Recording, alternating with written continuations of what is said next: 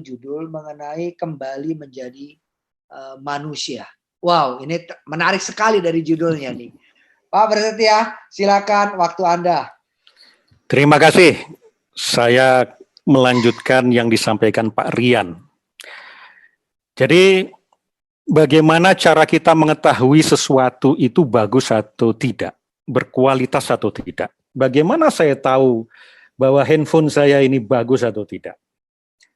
Caranya adalah dengan diuji durability-nya, diuji strength-nya, diuji kekuatan silnya, dan seterusnya. Dan bagaimana kita tahu bahwa diri kita ini bagus atau tidak? Manusia yang berkualitas atau tidak? Ya diuji. Maka dengan ujian kita tahu bahwa kita ini manusia bagus atau tidak. Tapi ada yang lebih dalam lagi. Apakah kita ini manusia atau tidak? Jangan-jangan selama ini kita beroperasi sebagai binatang. Jangan-jangan kita ini beroperasi sebagai zombie. The excellence zombie. Nah, gimana ceritanya? Saya share dulu materinya. Jadi karena saya belajar neurosemantik, saya men-share ilmu sedikit tentang neurosemantik yang disebut dengan life matrix model.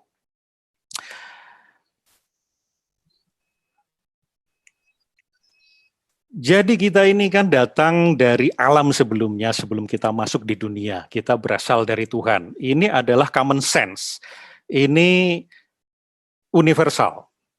Dan kemudian kita memasuki pintu gerbang yang bernama kelahiran. Mulai jadi bayi, belajar, besar, bekerja, terus sampai akhirnya di dunia ini kita berbatas waktu, kita punya role, kita punya tempat, kita dilahirkan di Indonesia tanpa kita minta, tanpa kita punya intervensi apapun. Artinya apa? Berarti ada satu pesan, satu misi mengapa kita ini jadi orang Indonesia, bukan orang Malaysia, bukan orang Amerika. Apa itu? Itu yang perlu kita temukan.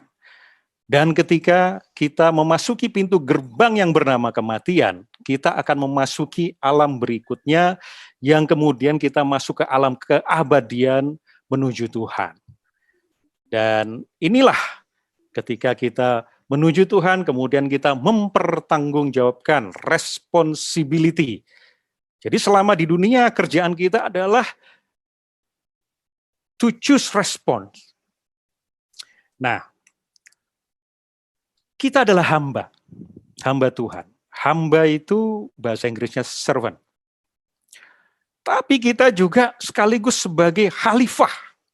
Kalau yang Muslim jelas bahwa manusia adalah khalifah wakil Tuhan. Maka apa sebetulnya misi kita selama di dunia? Serving and leading. Jadi kalau kita tidak serving dan tidak leading, kita tidak manusia. Kita ini bukan manusia. Serving siapa?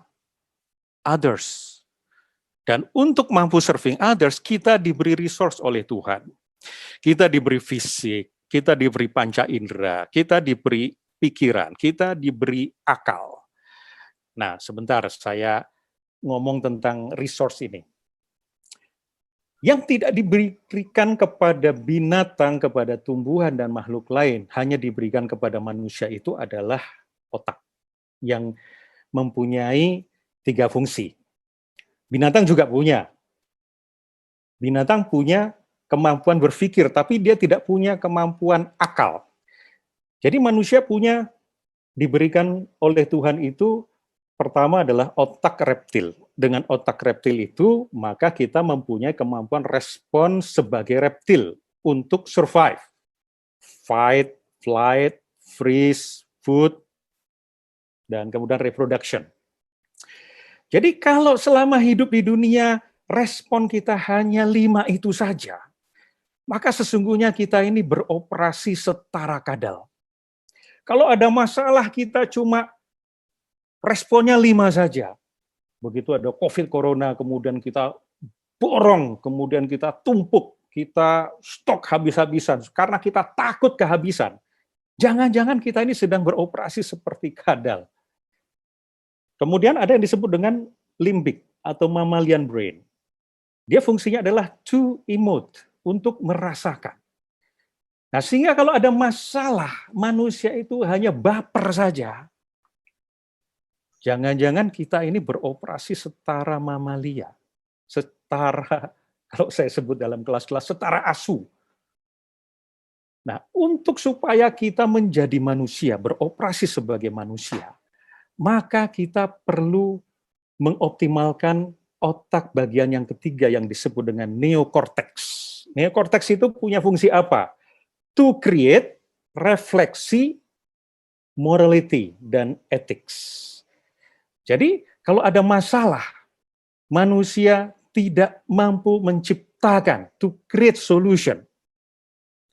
Tidak mampu metakognitif istilahnya, melihat dari helikopter view, kemudian tidak mampu berjalan dengan etik dan norm dan moral, maka sesungguhnya dia tidak beroperasi sebagai manusia.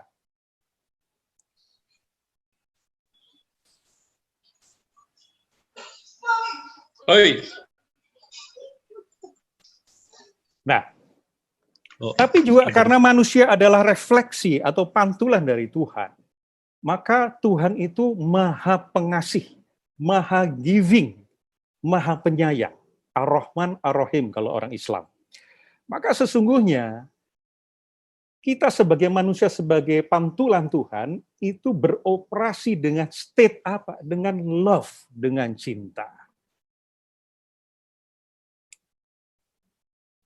Nah, kita lihat, ada 8 dimensi, 8 matriks yang ada di dalam diri manusia. Self, meaning, dari nomor 1 tadi meaning, kita bertanggung jawab, self, intention, power, others, world, time, dan state.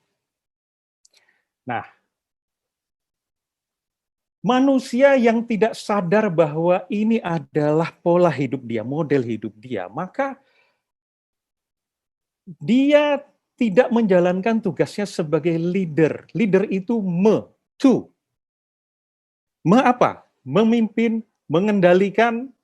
Apa yang dikendalikan? Tubuh dia, perasaan dia, pikiran dia, sesuatu di luar diri dia.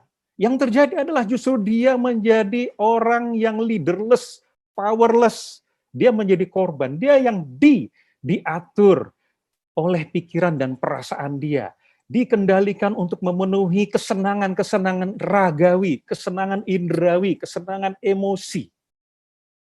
Dia diatur oleh harta, dia dikendalikan oleh popularitas.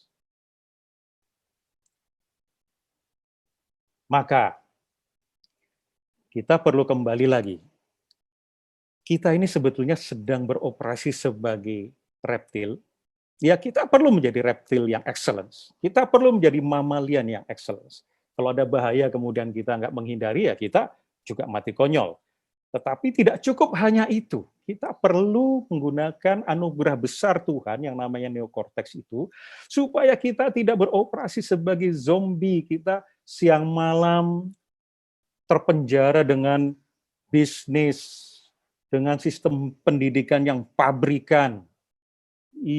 Kemudian dipenjara oleh stigma-stigma bisnis, bahwa kecantikan ini harus seperti ini, bahwa kesuksesan itu harus seperti itu. Kalau tidak itu berarti tidak sukses, kita tidak jadi manusia yang berharga. Padahal kita ini manusia yang sangat berharga, terlepas dari apa kedudukan kita, apa status kita, apa etnis kita, apa kebangsaan kita, apa pekerjaan kita. Nah, maka karena Tuhan Maha Pengasih dan Penyayang, Tuhan mencintai kita dengan mengirimkan corona. Jadi corona itu adalah cinta Tuhan kepada kita. Supaya apa? Supaya kita ini kemudian memeriksa kembali keselarasan 8 matriks hidup kita. Coba kita lihat sekarang dengan adanya kita work from home, kita stay at home. Apa makna kita sekarang ada di sini. Wah, kita kemudian family. Kita punya family. Tapi apakah selama ini kita sudah family? Kita ini parent. Tapi apakah selama ini kita sudah parenting? Ing-nya ini jangan-jangan selama ini kita abai. Ini saatnya kemudian kita diminta untuk memeriksa kembali. Kemudian kita kan sekarang jadi takut dosa ya. Mudah sekali kita mati. Kita nggak tahu tercemar atau terinfeksi dari mana, tahu-tahu beberapa teman kita yang tadinya sehat-sehat saja, beliau seperti sahabat saya Pak Heri Simanjuntak, saya kaget, ternyata katanya kena COVID. Jadi mudah sekali kita mati. Dan kalau kita dekat dengan kematian, apa iya kita masih berpikir untuk immoral? Kemudian kita bisa melakukan kesempatan untuk belajar. Kita memeriksa kembali apakah selama ini kita serve and lead dengan baik. Kemudian kita menjadi mau tolong-menolong dengan orang lain. Kita kasih ojol makan gratis. Kita kasih tips yang jauh lebih besar. Kita kirim makanan kepada orang-orang sekitar kita. Kita menjadi human kembali. Kemudian peran-peran kita perbaiki. Kita jadi bisa berterima kasih kepada tanaman saya yang di luar ini. Saya berterima kasih kepada tanaman yang di luar ini yang selama 24 jam itu telah memberi oksigen kepada saya, tetapi selama ini saya abaikan. Saya jadi menikmati rumah saya. Oh, ternyata ada sawang yang perlu saya bersihkan. Saya jadi menghargai remah-remah makanan yang tinggal sedikit karena saya menghindari pergi keluar rumah kalau tidak perlu. Jadi kalau bisa, apa yang ada di dalam rumah, itu kita manfaatkan, itu disebut dengan, saya lupa namanya, tetapi ciri mental kaya itu adalah memanfaatkan segala sesuatu itu semaksimal mungkin sampai bagian-bagian terakhir. Maka kalau HP ini belum pecah itu tidak akan mengganti dengan HP baru. Kita menjadi sangat appreciate dengan uang kita yang hanya 10.000. 10.000, wah, ini bisa beli makanan, bisa juga untuk membantu orang lain. Kita menjadi punya cinta.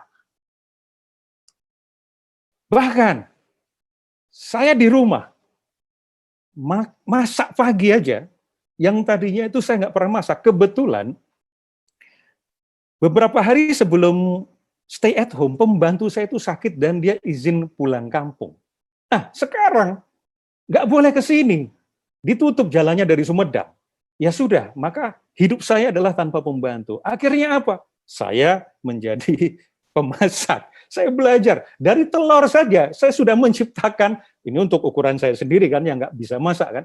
Ada yang bentuknya bulat, ada yang bentuknya kotak. Saya bikin persegi panjang, bulat-bulat. Ada yang bikin lonjong, ada yang model bikini, segitiga. Ada yang setengah lingkaran, ada yang dua, bahkan ada yang tadinya saya mau bikin bra model.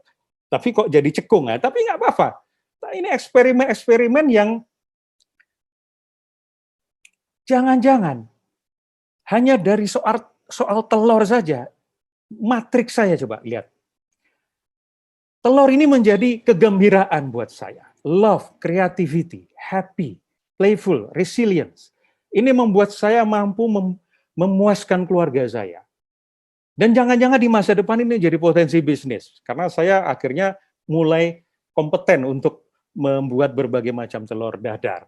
Kemudian ini soal estetika, soal kreativitas, soal bagaimana meramu efektif dan efisien.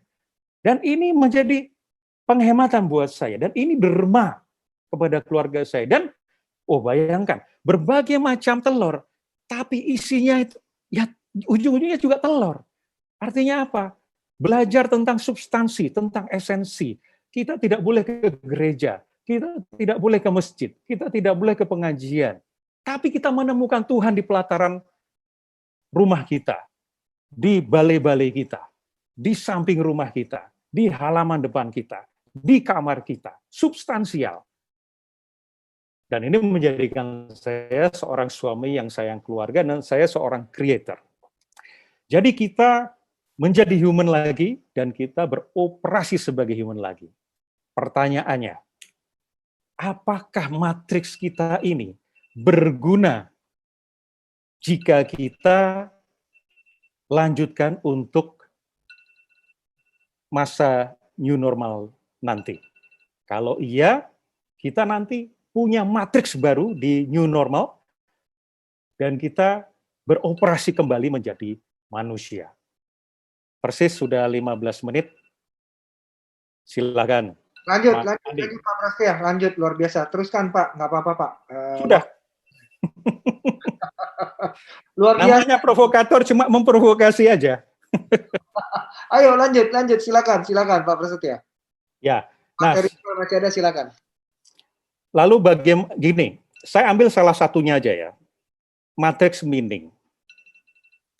Banyak di antara kita bingung, merasa bahwa ini adalah masa yang sangat menyusahkan. Tapi karena manusia ini punya kemampuan, diberikan power berupa reflexivity, maka sebetulnya manusia ini bisa memberi meaning yang lebih tinggi atas apa yang kita sedang alami. Jadi gini, mengapa naik gunung itu enak gak sih? Kan nggak enak naik gunung itu. Capek, panas, hujan, nyamuk, bahaya, nggak ada sinyal, MCK di sembarang tempat, bahaya. Tapi kenapa orang itu banyak yang menikmati naik gunung? Karena sebetulnya yang membuat dia nikmat itu bukan peristiwa naik gunungnya, tetapi meaning yang diberikan kepada peristiwa naik gunung. Bahwa naik gunung itu adalah pembuktian diri. Naik gunung itu adalah achievement. Naik gunung itu adalah self-leadership. Naik gunung itu adalah team building. Naik gunung itu adalah mensyukuri. Naik gunung itu adalah refresh, dan seterusnya. Maka justru meaning itulah yang membuat kita menjadi mencintai naik gunung. Sehingga sebetulnya kita pun bisa mencintai target kita yang naik 200% misalnya. Kita bisa melalui, wah ini gila ya, karena target ini, meaningnya buat saya adalah ini. Wah ini nikmat sekali mencapai target ini. Nah ketika kita sedang berada pada masa yang sangat sulit ini, sederhana saja. Diawali dengan bagaimana kita mengeksplorasi meaning. Semakin kaya meaning, membuat kita itu akan semakin mampu menikmati keadaan kita. Nomor satu sebelum meaning adalah friendship to reality. Tadi Pak Andri, Pak Jess, Pak Rian sudah mengatakan nomor satu adalah reality. Friendship to reality, setelah itu meaning apa yang mau aku berikan kepada situasi ini. Nah, kemudian baru dari meaning ini, apa intensiku? Oke. Ini aku punya skill dan knowledge nggak? Power, resource. Apa skill knowledge yang sudah kupunyai? Apa yang belum? Contohnya, teman saya, dia pengusaha boneka. Boneka otomatis permintaan menurun. Apa yang terjadi? Dia melihat, ada resource, bahan-bahan kain. Kemudian dia bikin masker. Nah pada saat itu, kita kan masih, maskernya itu N95, masker surgery. Nah, banyak orang, itu nggak berguna untuk menghalangi kuman, karena dari kain 2 lapis saja. Tapi apa yang terjadi? Setelah aturan dikeluarkan bahwa kita ini yang non-medis, itu pakailah masker kain, tiba-tiba banyak sekali permintaan masker kain kepada teman saya yang namanya Roni ini. Itu artinya apa? Apa yang dia lakukan adalah dengan memanfaatkan resource yang ada, tetapi juga ada satu, serve, berderma. Nah yang terjadi adalah tiba-tiba kita tidak tahu bagaimana ceritanya, keajaiban akan terjadi. Sama seperti di belakang saya ini kan ruang tamu saya ini sebetulnya saya bikin seperti kopi saja nih, coffee corner. Ini namanya Rotella Coffee Corner. Begitu saya bikin seperti ini, kemudian saya kursus barista.